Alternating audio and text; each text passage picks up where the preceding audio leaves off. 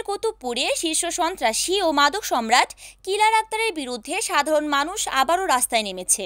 ১৯ August বিকেলে কুতুবপুরের পাগলা বাজার পপুলার স্টুডিও এলাকায় কয়েক শতাধিক নারী পুরুষের অংশগ্রহণে অনুষ্ঠিত হয় এক বিক্ষোভ ও মানববন্ধন কর্মসূচি। এ সময় কুতুবপুরের সর্বস্তরের মানুষ উপস্থিত হয়ে কিলার আক্তারের বিরুদ্ধে তীব্র ক্ষোভ প্রকাশ করেন। বিশেষ করে নারীদের উপস্থিতি ছিল চোখে পড়ার মতো।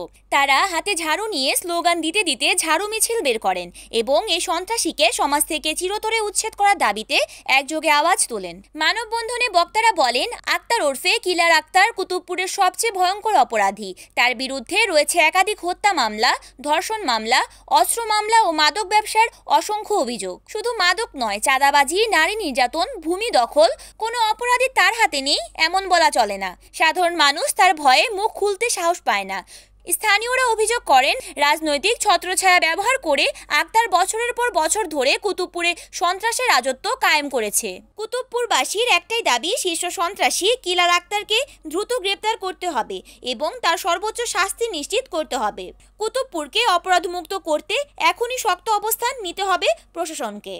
দেখেন, ওই যে আক্তার ছেলেটা, বুঝছেন, আমরা অনেক ছোট থেকে ছেলেরা আমরা দেখছি অনেক ভালো। আর আমিও মনে করেন আজকে ছোট থেকে বড় আছি, আজকে বুড়ো হয়ে গেছি, আমরা কোনো সময় কোনো খারাপ দেখিনি।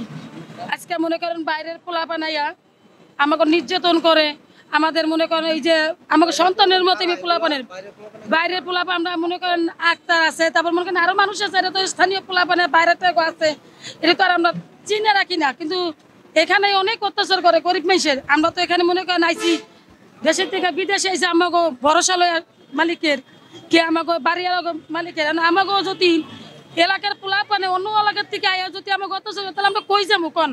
তাহলে অবশ্যই আমাকে একটা আইনের একটা যাইতে হইব। আর নাহলে আমাকে বিচার কি করবো? তাহলে বিচার নিজেকে বিচার আমরা নিজে করবো, নিজেকে বিচার নিজেরা করবো। তাহলে মনে করেন মায়ের বদলে আমরা প্রতিশোধ আমরা মায়ের দেব। মিছিল লইয়া নামতে কেন? এই লোকজন লই আমরা আরো নামবো, বেশি লইয়া আরো নামবো। আমরা চাই আমরা গরিব মানুষ এই জায়গায় অনেক সুন্দরভাবে যদি আমরা থাকতে পারি, এইটাই আমরা পুলিশ প্রশাসনের দ্বারা অনেক সহযোগিতা চাই।